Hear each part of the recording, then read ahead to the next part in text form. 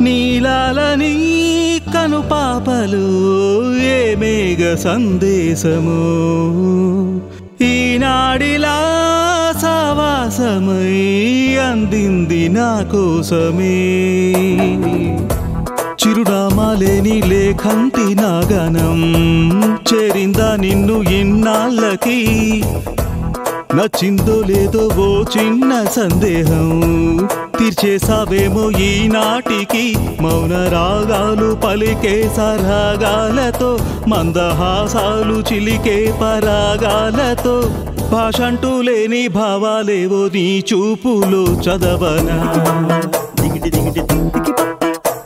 స్వరమంటూ లేని సంగీతానై నీ మనసునే తాకనా నువ్వు నాతో ఏమన్నావో నేనేం విన్నాను బదులే